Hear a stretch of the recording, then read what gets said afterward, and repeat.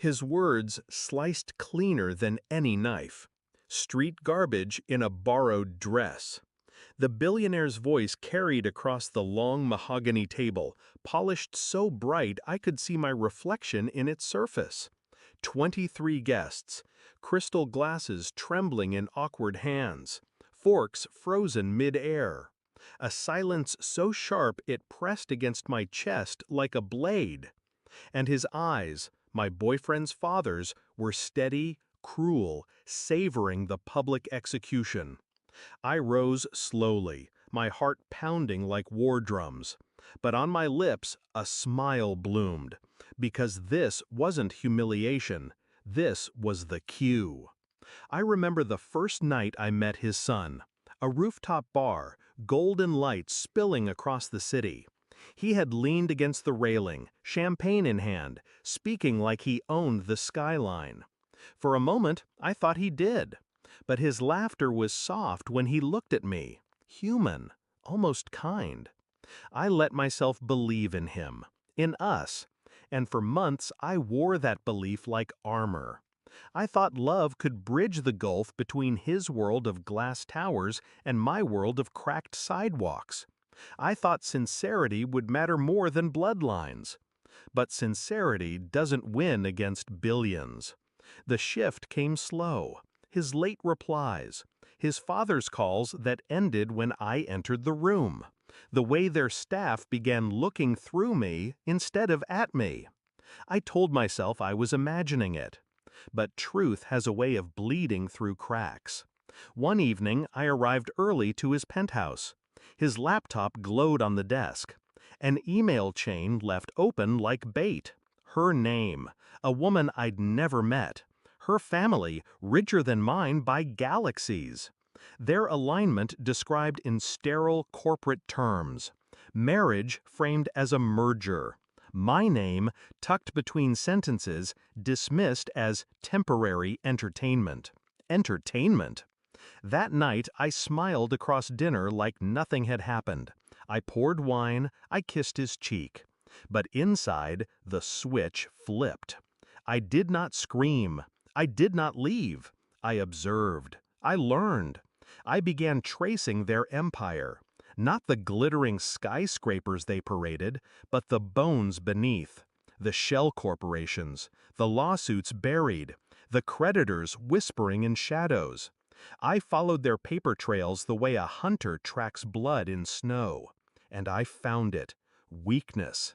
A real estate deal, dirty, fragile, hinging on silence. Bribes signed with trembling pens. If exposed, it would burn their legacy to ash. But timing is everything. So I smiled at the patriarch in boardrooms, laughed at his cruel jokes, even let him call me charity case to my face. Every insult was gasoline I stored for the fire to come. And now here we were. His insult had dropped into the room like a grenade. The guests, politicians, bankers, influencers, shifted in their seats, unsure if they should laugh, cough, or choke. I stood tall, the silk of my borrowed dress whispering against my legs. My smile widened. "Funny," I said softly, not loud, but clear. A whisper in a hall where whispers start wars. I set my glass down. Because street garbage doesn't usually own half the land your new development is built on. The air fractured. Heads snapped toward me. His eyes flickered, just for a second. He hit it fast, but I saw. I leaned forward, calm, deliberate. I warned the city council that your permits were forged. They didn't believe me until I sent them copies of your private accounts. Offshore, untaxed. Gasps rippled down the table. I stepped closer, placing my hands flat against the gleaming wood. By tomorrow, headlines will brand you the king of fraud. Investors will scatter, banks will freeze. Your empire will collapse before dessert is cleared. He tried to speak, but his lips only trembled. His son's face drained pale beside him, betrayal cutting in both directions. I straightened, adjusting the strap of my dress.